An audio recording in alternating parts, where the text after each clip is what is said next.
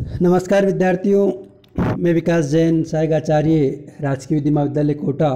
आप सभी का राजकीय विधि महाविद्यालय कोटा के यूट्यूब चैनल पे हार्दिक स्वागत करता हूं। भारतीय साक्ष्य अधिनियम की इस यूट्यूब श्रृंखला में आज हम बात करेंगे धारा 15 और धारा 16, जो ये कहते हैं कि कार्य आकस्मिक या शास्य था, इस पर प्रकाश डालने वाले तथ्य कौन से होंगे और कारोबार के अनुक्रम का अस्तित्व कब सुसंगत है। आर्टिकल 15 कहता है कि सेक्शन 15 कहता है कि कार्य आकस्मिक या शास्य था, इस प्रश्न पर प्रकाश डालने वाले तथ्य कौन से हैं। जबकि प्रश्न ये है कि कार्य आकस्मिक या शास्य था या किसी विशिष्ट ज्ञान या आशय से किया गया था, तब ये तथ्य कि ऐसा कार्य समरूप घटनाओं की आवली का भाग था, जिनमें से हर एक घटना के साथ वह कार्य करने वाला व्यक्ति संप्रक्ता सुसंगत है। दृष्टांत से समझाया है कि कैपर ये अभियोग है कि अपने ग्रह के बीमे का धन अभिप्राप्त करने के लिए उसने उसे जला दिया। मतलब कै नामक व्यक्ति पर इस बात का अभियोग लगाया जाता है कि बीमा की राशि प्राप्त करने के लिए उसने अपने घर को जला दिया। ये तथ्य कि कई ग्रहों में से एक के पश्चात दूसरे में रहा, जिनमें से हर एक का उसने बीमा करवाया, जिनमें से हर एक में आग लगी, और जिन अग्निकांडों में से हर एक के उपरांत को किसी भिन्न बीमा कार्यालय से बीमा धन मिला, इस नाते सुसंगत है कि उनसे ये दर्शित होता है कि वो अग्निकांड आकस्मिक नहीं था। मतलब धारा 15 जी कहती है कि कोई कार्य आकस्मिकता या शास्य था तो कौन से तथ्य सुसंगत होंगे। मतलब आकस्मिक था या नहीं था, इस बात को तय करने के लिए किन किन बातों को सुसंगत घोषित किया जा सकता है। दूसरा एग्जाम्पल है इसमें कि ख के ऋणियों से धन प्राप्त करने के लिए क नियोजित है। क का ये कर्तव्य है कि वह बही में अपनी द्वारा प्राप्त राशियों को दर्शित करने वाली प्रविष्टियाँ करे। वह एक प्रविष्टि करता है जिससे ये दर्शित होता है कि किसी विशिष्ट अवसर पर उसे वास्तव में प्राप्त राशि से कम राशि प्राप्त हुई थी।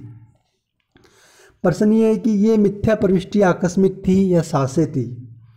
ये तथ्य उसी बही में क द्वारा की हुई अन्य प्रविष्टियों मिथ्या है और कि हर एक अवस्था में मिथ्या प्रविष्टियाँ करने के पक्ष में सुसंगत है। इसी तरह एक और दृष्टांत है कि ख को कपटपूर्वक कूट कर रुपया परिधान करने का क अभियुक्त है। प्रश्न ये है कि क्या रुपये परिधान करने का क अभियुक्त है। प्रश्न ये है कि क्या रुपये का परिधान आकस्मिक था या शास्य था। ये तथ्य कि क को परिधान के तुरंत पहले या बाद में क ने ग को घ को ड को कूट कर रुपये परिधान किए थे, इस नाते सुसंगत है कि उनसे यह दर्शित होता है कि क को किया गया परिधान आकस्मिक नहीं था। ये धारा के अधीन सुसंगति का उदाहरण करने में निम्न बातों का विचारण करना आवश्यक है, जैसे क्या कार्य जानबूझकर किया गया था या आकस्मिक था या किसी विशिष्ट ज्ञान या आशय से किया गया था। क्या कार्य समरूप घटनाओं की आवली का ही एक भाग था। ये धारा समान प्रकृति और उसी प्रकार का कार्य होने पर ही ये धारा लागू होती है, अन्यथा नहीं। इसी तरह धारा 16 जो कि कारोबार के अनुक्रम का अस्तित्व कब सुसंगत है बात बताती है। जबकि प्रश्न ये है कि क्या कोई विशिष्ट कार्य किया गया था, तब कारोबार के ऐसे किसी भी अनुक्रम का अस्तित्व है जिसके अनुसार वह कार्य स्वभावतः किया जाता है, सुसंगत है। प्रश्न ये है कि क्या एक विशिष्ट पत्र प्रेषित किया गया था। ये तथ्य कि कारोबार का एक साधारण अनुक्रम था कि वे सभी पत्र जो किसी खास स्थान में रख दिए जाते थे, डाक में डाले जाने के लिए ले जाए जाते थे, और ये कि वह पत्र उस स्थान में रख दिया गया था, सुसंगत है। मतलब कारोबार के अनुक्रम में अगर कोई बात की जाती है और उस कारोबार के अनुक्रम में वो एक परंपरा, एक नियम बनाया गया है, उस परंपरा नियम का अनुपालन किया जाता है, तो इस बात की अवधारणा होती है कि वो कार्य कर लिया गया था और वो कार्य सुसंगत था।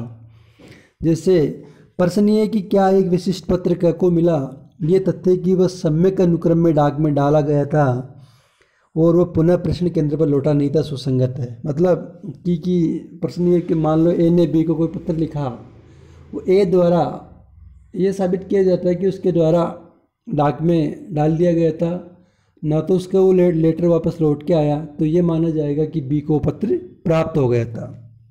इस तरह डाक और तार विभाग को निश्चित पद्धति तथा व्यवस्थित प्रचालन इस बात का साक्ष्य है कि जो भी वस्तु उनके उचित प्राधिकारी को वितरण के लिए सौंपी गई है वो उचित रूप से वितरित की गई है। जो व्यक्ति किसी रजिस्टर्ड पत्र को लेने से इनकार कर देता है वह बात में ये नहीं कह सकता कि उस पत्र की विषय वस्तु को उसे कोई ज्ञान नहीं था।